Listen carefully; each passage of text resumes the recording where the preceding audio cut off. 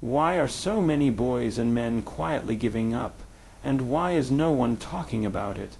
Behind every smile, behind every strong facade, there's a silence that's crushing men from the inside out. The real crisis isn't visible. It's hidden in the quiet struggles men never speak about. There is a truth that is rarely spoken, yet it exists in the quiet spaces of men's lives, hidden behind smiles, responsibilities, and expectations. Boys and men are not giving up because they are weak or because they lack courage, but because they are silently fighting battles no one sees. It begins early, often before they even have the language to describe it. A boy learns quickly what is acceptable and what is not. When he cries, someone tells him to be strong. When he feels fear, someone tells him not to show it. When he expresses softness, he is reminded that such tenderness is not what the world expects of him. And so he learns silence. He learns to close the door on his emotions, to tuck them away, and to build a mask that fits the mold of strength others have created for him. This silence becomes more than a habit. It becomes a way of being. As he grows older, that boy carries into manhood the unspoken agreement that to survive, he must suppress, endure, and carry the weight alone. And though on the surface he may appear composed, inside there is a quiet storm. Every unexpressed emotion lingers in the nervous system, shaping how he thinks, how he reacts, and how he sees himself. The body remembers every time he wanted to cry but swallowed it down, every time he longed to be held but chose to step back, every time he doubted himself but pretended to be unshakable. The truth is, the silence is not peace. It is not calm. It is a prison. It is a heavy armor that slowly exhausts the soul. Men are not giving up because they do not want to live, but because the cost of carrying silence has stripped away their ability to feel alive. In that silence there is a disconnection, not only from others but from themselves. They lose the ability to truly hear the voice within, the part of them that longs for meaning, belonging, and connection. What happens when a human being is cut off from their authentic self? They survive, but they do not thrive. They move through life going through motions, fulfilling roles, achieving milestones, but underneath it all, there is an emptiness that grows louder in the quiet hours. And it is in that emptiness that many men begin to surrender. They do not surrender because they want to escape life, but because they feel life has already slipped away from them. Science shows us that the nervous system is designed to process emotions, not bury them. Every time we suppress, the body enters survival mode. Heart rate changes, breathing shortens, stress hormones are released, and the body holds on to tension that was never resolved. Over time, this survival state becomes normal. Men live in a constant state of fight or flight, but since they cannot fight what is inside and cannot flee from themselves, they freeze, they disconnect. They retreat into silence because it feels safer than admitting the truth. And yet, the silence only deepens the wound. Isolation magnifies pain. When a man believes he must face everything alone, he disconnects from the very sources of healing. Relationships, community, shared humanity. The paradox is that men are conditioned to believe their silence makes them strong.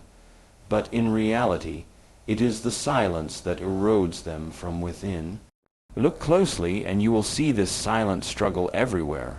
In the colleague who always looks tired but insists he is fine, in the father who provides but rarely speaks about his inner world, in the young man who appears confident but spends nights questioning his worth.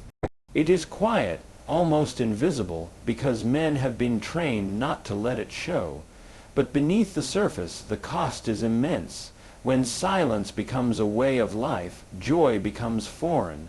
Connection feels risky.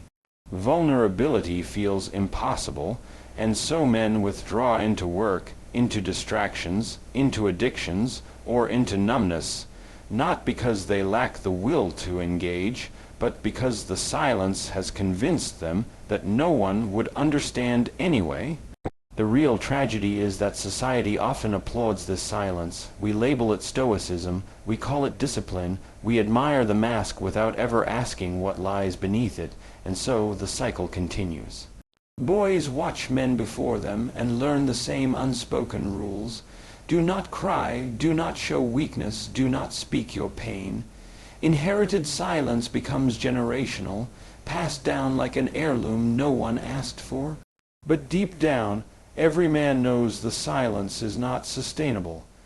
It leaks out in irritability, in anger, in burnout, in moments of hopelessness that he cannot explain. The mind whispers that something is missing, and the body carries the weight of everything unsaid. And though he may not voice it, he feels the slow erosion of himself. This is why so many are quietly giving up, not because they do not love life, but because the silence has stolen the feeling of being truly alive. Their struggle is not weakness. It is the natural outcome of years spent holding back what the human spirit was never meant to hold in. Every suppressed emotion is energy trapped inside, and that energy eventually collapses in on itself. The silent struggle within is the untold story of countless men. It is not a story of fragility, but of endurance stretched to its breaking point. It is not that they have no strength left, but that their strength has been spent carrying silence that was never meant to be carried alone. From the earliest days of life, long before a boy even understands the meaning of identity, the programming begins. He is born into a world that already has rules for him, unspoken codes that shape how he should walk, how he should talk, how he should feel, and even how he should not feel. These rules are reinforced by family, by culture, by peers, and by media until they become invisible walls shaping his reality. A little boy may come into the world wide open, curious, and full of emotional expression, but he is soon taught that some parts of him are not welcome. He learns that joy is acceptable, that laughter can be shared, but sadness, fear, tenderness, those are quickly labeled as weakness, and so he begins the lifelong training in silence. It starts innocently with phrases like "be strong" or "don't cry." But these phrases are not just words, they are instructions for survival. Each time a boy hears them, his nervous system encodes a message. Vulnerability is unsafe, emotion is dangerous, authenticity is a liability. The repetition of this conditioning is like writing software into his subconscious mind. Programs that run in the background without his awareness, dictating how he perceives himself and how he shows up in the world. Over time, these programs become so familiar that he doesn't even question them. He believes that this is simply what it means to be a man. The programming of masculinity is powerful because it operates at the deepest levels of the psyche. A boy who is told to man up when he feels afraid does not just hear a phrase. He internalizes a truth that fear must be hidden. A boy who is told stop crying does not simply dry his tears. He learns that expressing pain is not an option. And each of these lessons hardens into a blueprint for identity. By the time he reaches adolescence, he has already built a mask to protect himself from shame. He becomes skilled at suppressing, at posturing, at wearing the armor that the world demands of him. This programming does not only shape his emotions, it shapes his biology. Neuroscience tells us that repeated thoughts and feelings carve pathways in the brain. The more a boy rehearses the act of suppression, the more natural it becomes for his nervous system to disconnect from emotional awareness. Hormones adapt to stress, muscles adapt to tension, breathing adapts to holding back. The body itself becomes a reflection of the unspoken rules of masculinity. Shoulders tense, jaws tighten, and the heart is guarded, not just metaphorically, but physiologically. As he grows older, This programming influences his choices. He may hesitate to open up to friends, fearing ridicule. He may resist seeking help, interpreting it as weakness. He may even reject his own needs for rest, gentleness, or compassion, because the programming tells him that such needs are indulgences, not virtues. His sense of worth becomes attached to external validation, achievement, status, performance, because internally he has been trained to silence the deeper truth of who he is. What makes this programming so insidious is that it is often celebrated. Society applauds the man who appears stoic, who carries burdens without complaint, who sacrifices without acknowledgement. He is called dependable, resilient, strong, yet no one sees the cost of such strength. No one notices the parts of himself he had to abandon in order to live up to that role. The programming rewards him for disconnecting from his humanity, even as it quietly erodes his spirit. The impact is not only personal, but generational. Boys watch their fathers, brothers, and mentors and absorb their silence as instruction. When a father never expresses his struggles, the son learns that men do not struggle. When a brother hides his tears, the younger sibling learns that men do not cry. Without words, the cycle continues, passed from one generation to the next. Each new wave of boys inherits the same restrictive script, carrying forward the unspoken commandment. To be a man is to endure, to be a man is to suppress, to be a man is to live behind a mask. And so, men enter adulthood carrying identities that are not truly theirs. They have been programmed to believe that their value comes from how much they can bear, how little they can show, and how well they can pretend. But beneath the armor there is a different story. Beneath the layers of conditioning lies a self that longs for connection, for authenticity, for freedom. Yet the programming is so strong that to step outside of it feels like betrayal, not just of themselves, but of every man who came before them. When this programming is left unchallenged, it becomes the silent architect of despair. A man may achieve great things yet feel empty inside. He may build a family, a career, a life that looks successful on the outside while inwardly carrying the ache of disconnection. The world sees his mask and praises it, but the man himself feels unseen, unheard, and unknown. This is the invisible cost of the programming of masculinity, and it is in this cost that many men begin to lose hope. They do not give up because they lack resilience. They give up because the role they have been forced to play does not allow them to live fully. They are told that their only value is in strength, but strength without expression becomes a cage. They are told that their worth is in their performance, but performance without authenticity becomes a prison. The programming convinces them that silence is safety, yet in reality, silence is the very thing that isolates them from the love, the understanding, and the connection that could heal them. A man is often taught from an early age that who he is does not matter as much as what he achieved.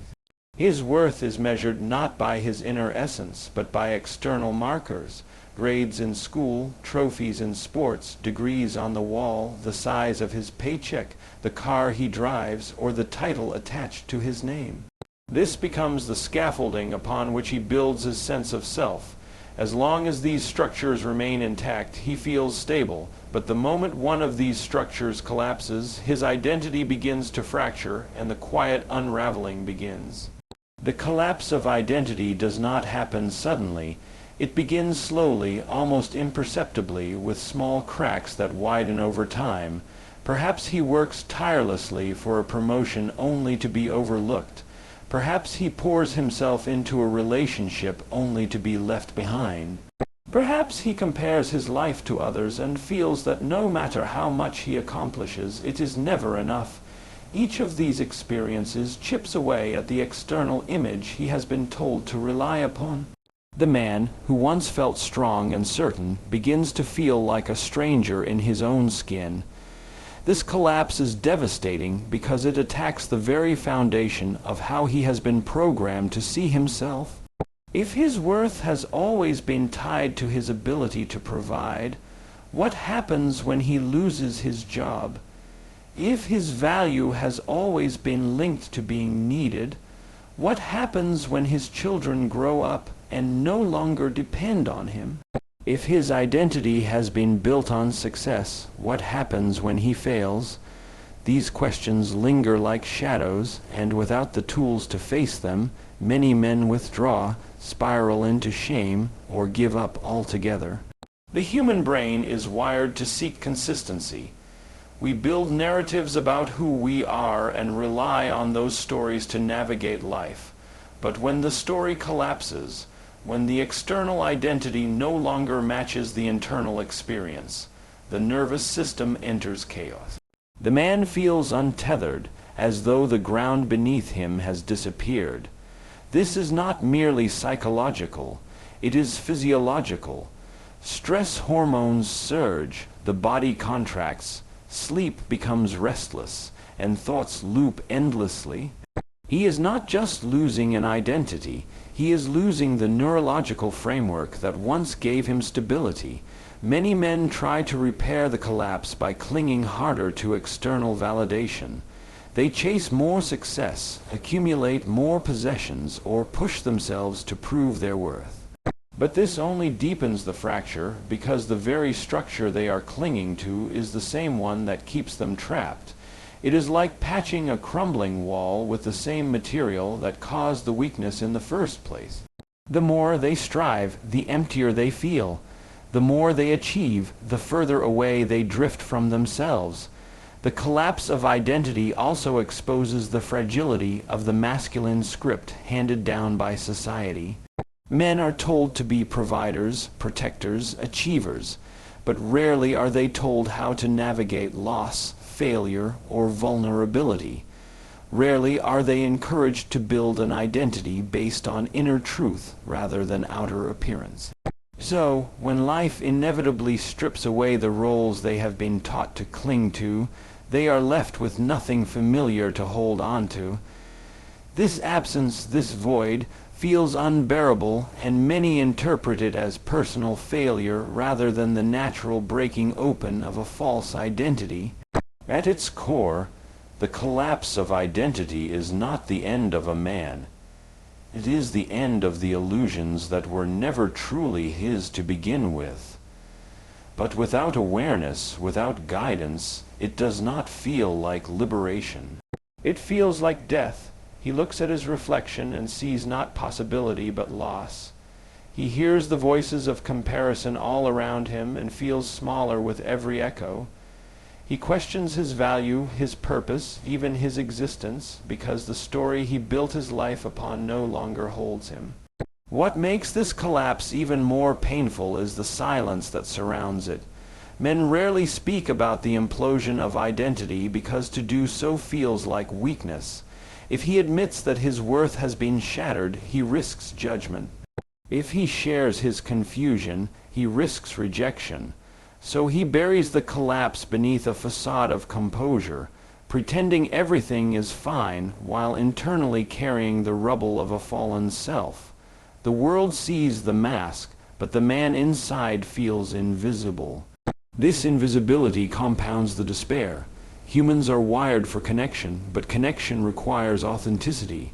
When a man hides his collapse, he cuts himself off from the very lifeline that could help him rebuild.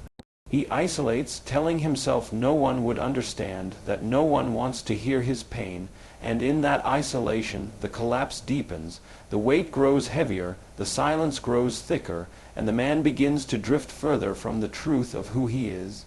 The collapse of identity is not weakness, it is not failure. It is the natural consequence of living a life dictated by external standards rather than inner truth. It is the moment when the false scaffolding can no longer hold, and though it feels devastating, it is also the opening for something deeper.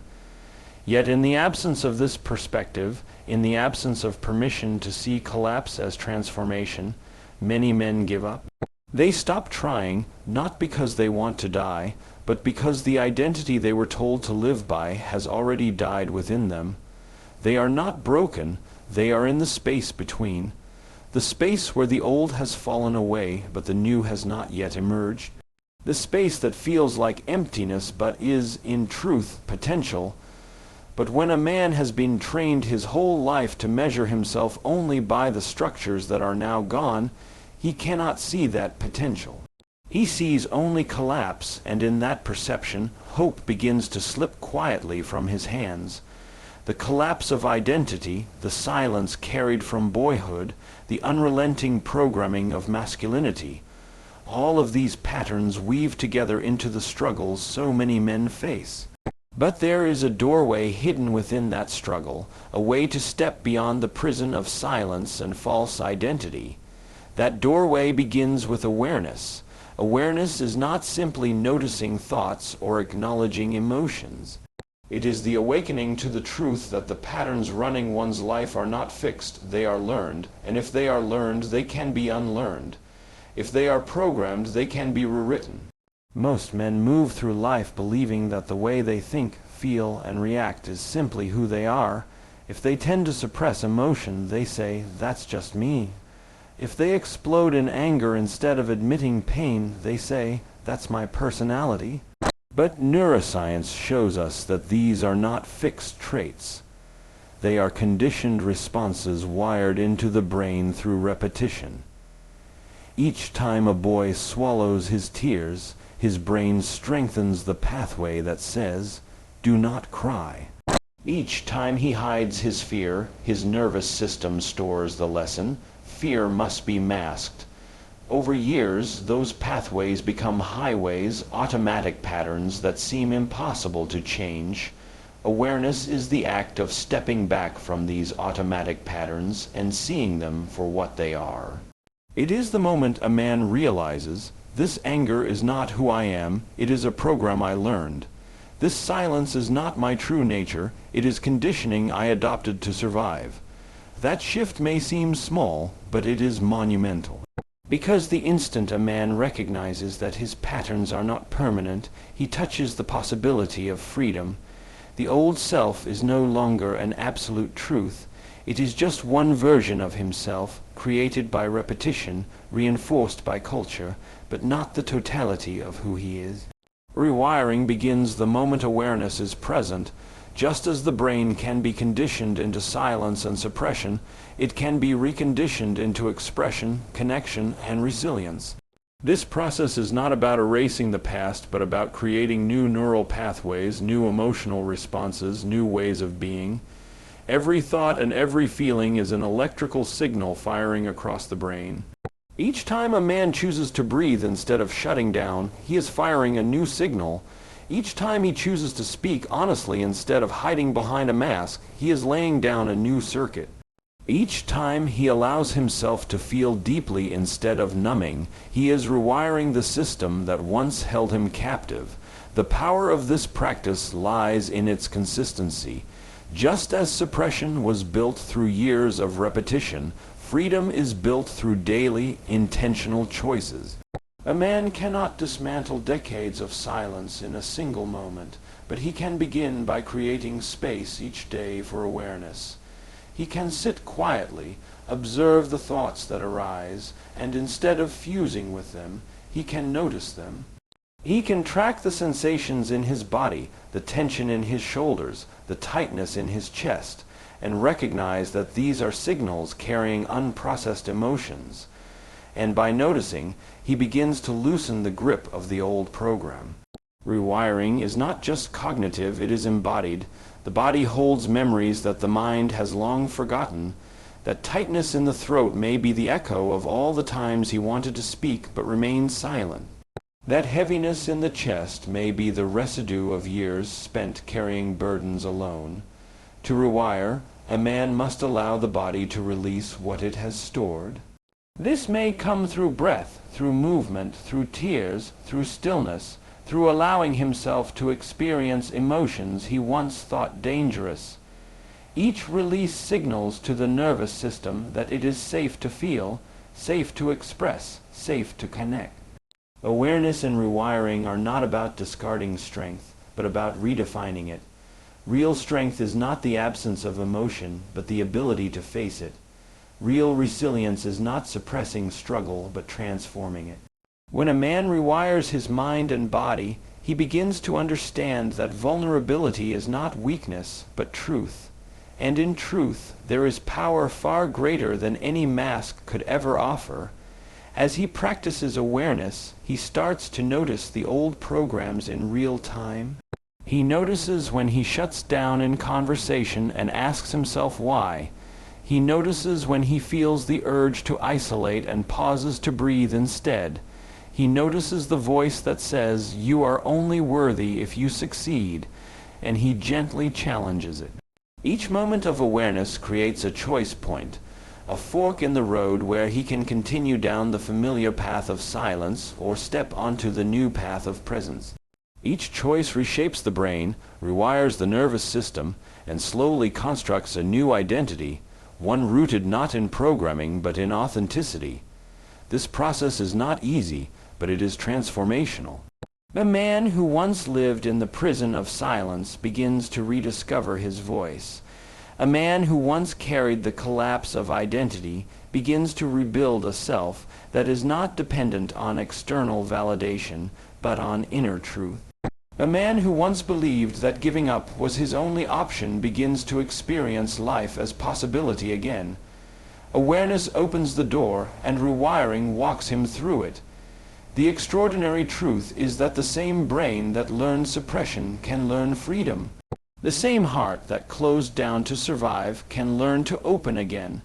The same body that held pain can release it and rediscover vitality.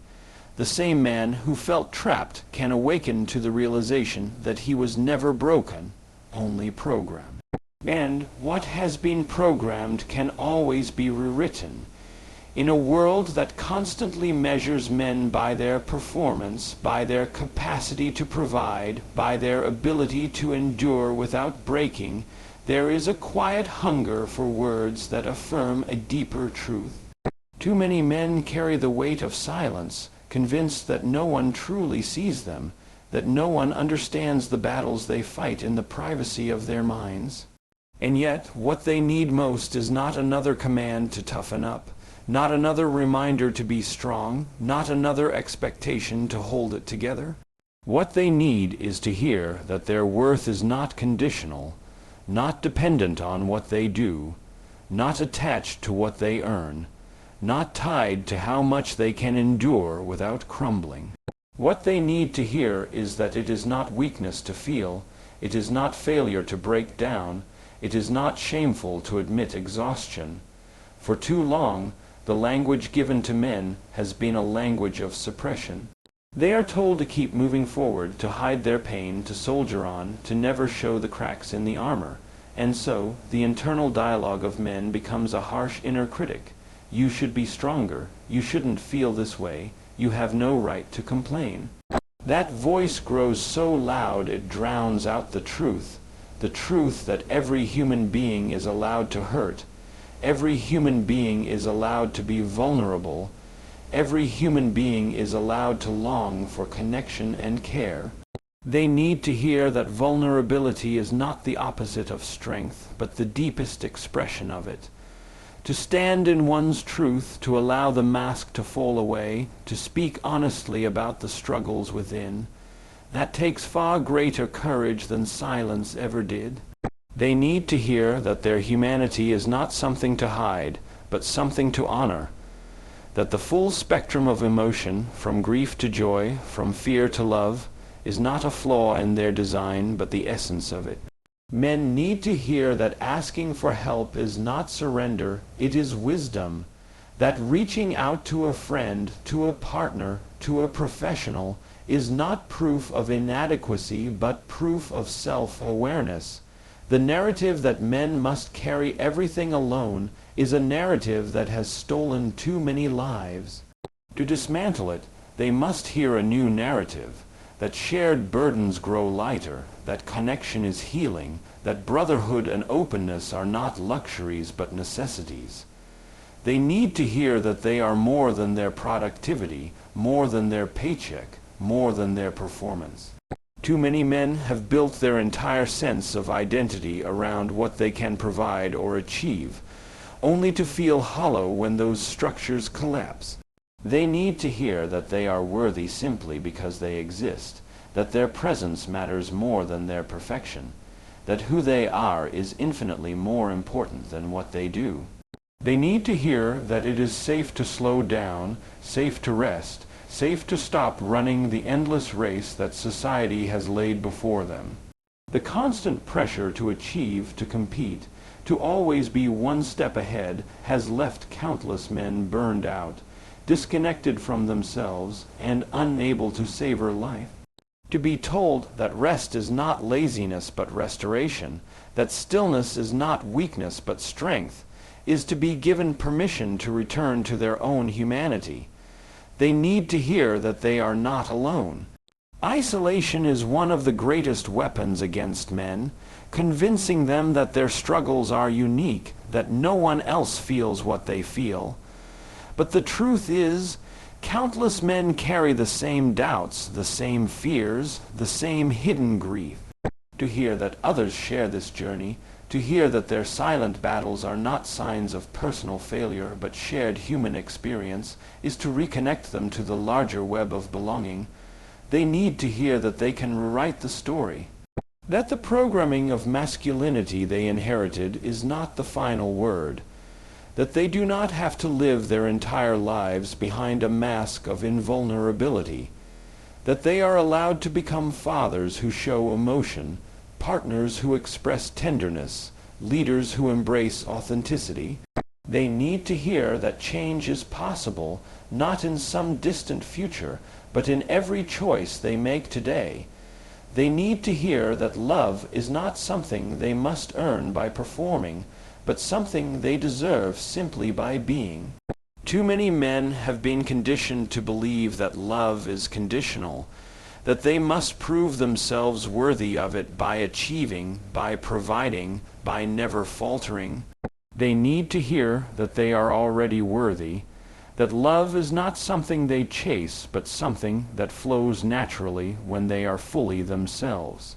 They need to hear that the little boy inside them, the one who was told to stop crying, to be strong, to hide his fear, is still alive, still waiting, still deserving of compassion.